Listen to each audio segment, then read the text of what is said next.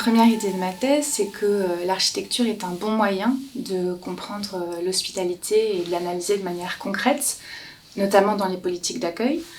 En fait, l'architecture et l'hospitalité sont deux notions qui se lient depuis l'Antiquité. En analysant donc les espaces d'accueil, les conditions de vie, en comprenant ce que ces espaces permettent, mais aussi leur lien à la ville, ça nous raconte beaucoup de choses dans la manière dont on accueille. Donc ma thèse, elle propose avant tout de documenter des phénomènes socio-spatiaux. Un premier constat, en fait, qui est assez frappant, c'est quand on s'intéresse à ces espaces, c'est le manque d'architecture et d'urbanité.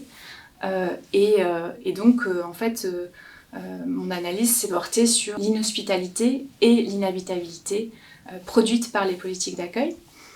Il y a donc plusieurs phénomènes, pour les citer. D'abord, il y a la normalisation et l'institutionnalisation du sans-abrisme pour les publics nouvelles arrivants. C'est notamment le cas pour les demandeurs d'asile qui sont en très grande partie ne sont plus hébergés, contrairement à ce qu'oblige en fait la Convention de Genève de 1951. C'est aussi la relégation dans des zones rurales et périurbaines des demandeurs d'asile qui vont être hébergés, donc qui vont bénéficier pour eux d'une place dans un centre, alors qu'on sait très bien que la ville est un lieu de ressources très importante pour ces personnes-là, à la fois pour saisir des opportunités, pour se socialiser. Et enfin, c'est la description de conditions extrêmement précaires pour les personnes qui n'ont pas accès en fait, à ces procédures-là ou qui se retrouvent déboutées et qui vont se retrouver des années durant sans avoir de possibilité d'accéder à une procédure quelconque. La deuxième idée de ma thèse, c'est que les épreuves d'arrivée ne s'arrêtent pas au franchissement de la frontière. J'observe que les dispositifs de dissuasion se prolongent en fait, à la fois dans les procédures et au sein des espaces d'accueil. Une procédure, ça dure entre quelques mois et plusieurs années. Ce qui est important de se poser comme question, c'est qu'est-ce qu'on fait de ce temps d'arrivée et si on ne met pas ce temps à profit d'un temps de socialisation, d'apprentissage, de formation, c'est un temps qui est perdu, mais c'est aussi, en fait, ça met en péril l'insertion et l'inscription de la nouvelle arrivante au sein de la société d'accueil. On l'a vu avec notamment l'arrivée des Ukrainiens et Ukrainiennes. Lorsqu'on veut accueillir, on sait accueillir. On sait octroyer des statuts immédiats qui vont permettre une autonomie. On sait héberger et on sait héberger dans des centres urbains. On sait de même rendre des transports publics gratuits. Donc la question, elle, plus que du comment, c'est celle du pourquoi.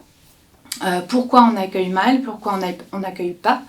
Et c'est aussi qu'est-ce que ça produit d'exposer sur le long terme des personnes à la grande précarité, à l'errance administrative, à l'attente et à une série de violences. Et c'est aussi une question qu'on doit se poser à l'échelle de la ville et des politiques d'aménagement urbain, puisqu'en fait, dans ma thèse, je le montre, il y a une forme de normalisation de l'exclusion de ces publics-là, une normalisation aussi de leur indésirabilité, et aussi une indésirabilité des espaces qui les accueillent.